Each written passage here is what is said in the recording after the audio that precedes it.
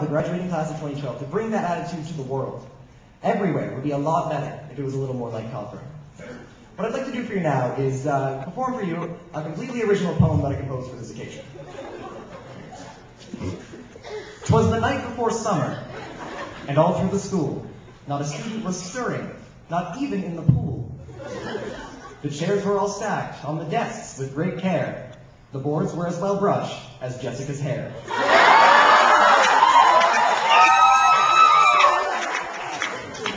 The grads were all nestled, all snug in their beds, while visions of calf cookies danced in their heads. And you're one of the last classes that's going to remember how awesome those giant cookies were before they got health regulated away from us. I don't want to be healthy.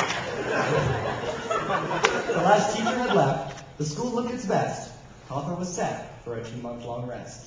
When suddenly, bells could be heard all around. Choirs rehearsing or making sweet sound. The doors all flew open, each held by a bin, and the spirits of all Cawthra students rushed in. They stuck to the center to avoid killer walls, which was hard, because the Niners were blocking the halls.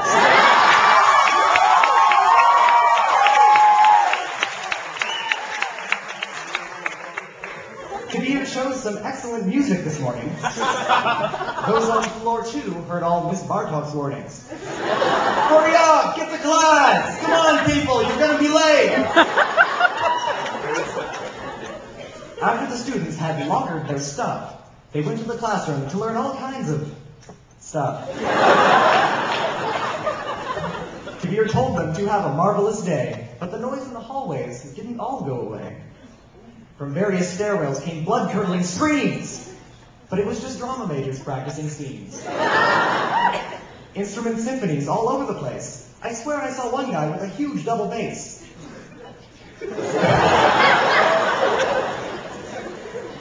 Loud music blasted from dance studios. People passing by unobserved might strike a pose. The shy quietness of the art majors was deafening. And thanks to teachers, hall loiterers were lessening. Get out of here! You can't pause for 10 seconds to talk to a friend. This is a hallway.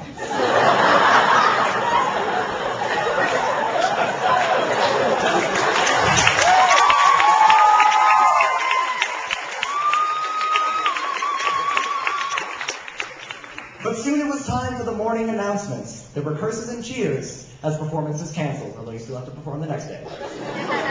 The chamber choir version of the anthem played. Aaron Greer said, "And these are your call downs," without any delay. And Aaron, if you just go straight to the call down without saying, "Please be seated," the first call downs get lost over the sound of chairs scraping the floor. I'm sorry, but we love you anyway. Here's Aaron Greer.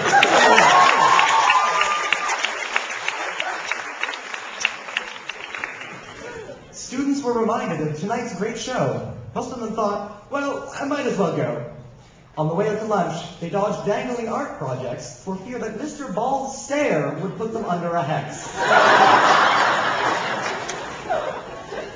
To Osmos for shawarmas, to Pizza for pizza, and McDonald's, well, somebody might as well eat some. I mean, there are healthier options. McDonald's tastes so good. For those who decided to stay in the cab, could trust screaming drama majors to give them a laugh. Possibly by running through the school half naked on some kind of publicity stunt. But only half naked. And of course you couldn't have your phone out of the cab, because that could, distract you from your lunch.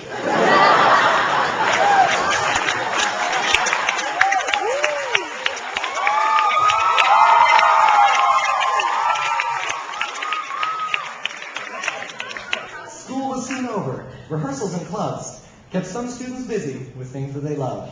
Sports teams were preparing to win tournaments. Tech was making it possible to have the performance. The hour approached. The audience grew crazed. Then the show happened. Everyone was amazed. The talent the Cawthra students exhibited ensured in the future the shows would be visited. But after it ended, some sadness was known. Everyone knew they would have to go home. But the school would never just be full of air, because all Cawthra students practically lived there. Thank you.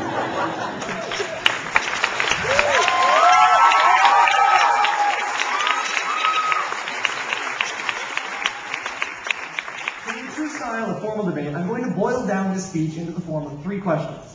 The first of which is, if I could go back, would I still decide to come to Cawthra? And the answer is, Absolutely yes. Cawthra was so important to my personal development that I would be a completely different person had I gone anywhere else. The supportive staff and students gave me confidence that is necessary to succeed in school and anywhere else in life. Cawthra also helped bring me out of my shell, not that I was too far in it in the first place. But I have gone through some shy periods of my life, and Cawthra always gave me reasons not to recede into my shell like a snail that's been poked. I'm sure each member of the graduating class of 2012 can talk specifically and in great detail about how Cawthra is a part of who we are. Secondly, what was my favorite part of Cawthra? And broadly, I'd have to say the extracurriculars. Anything above and beyond the normal school curriculum. Things that you can't find anywhere else but Cawthra. As well as teaching each member of an activity about that activity, about acting or directing or being on a lacrosse team. Extracurricular activities teach life skills. They teach how to manage your time between interests that compete for your attention. This is especially important for not having a nervous breakdown in the first month of university when no one's telling you that you can't sign up for all the courses and all the clubs. Even better, they teach how to single out what you as a person love and pursue that. Get good at it. Maybe even be the best at it. But that's not important. What's important is that you run your own race doing something you love for you. And if we stick to that, graduating class of 2012, we'll go far in life. The graduating class of 2012 was really lucky to have 4 years of teachers bending over backwards to provide all kinds of extracurriculars for us, out of the goodness of their hearts, and we should thank them for that. And I worry that future graduating classes aren't going to be so lucky, because of political issues which have nothing to do with them. That's not about us directly, mind, but let's keep it in mind and be extra thankful. Now, last question. What makes Cawthra special? All of these things, clubs, academics, arts, sports, wonderful social environment, they all boil down to one thing: the people. Every single person at Cawthra is committed to trying their best in everything they do.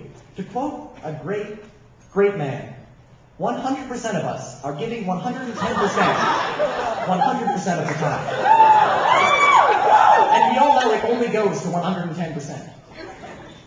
Student or staff, you'll never catch anyone holding back in anything they do. In designing a project or an outfit, running a club or a cross-country race, writing an essay or a symphony, playing a character or a song, drawing a sketch or a lesson plan, choreographing a dance number or a really complicated chemistry lab. Cawthra people are always willing to put in the extra effort that it takes to get the job done amazingly. Don't lose that, graduating class in 2012. Go into the world and just do what Cawthra taught you to do. Be yourself and give 110%. It's not always going to be easy, but it's always going to be worth it. Because you're Cawthra people. And if you show that to the world, you can inspire them to be Cawthra people. And if everyone's a Cawthra person, then we can make the whole world into a giant Cawthra. And realistically, I can't think of a better world than that. Thank you very much.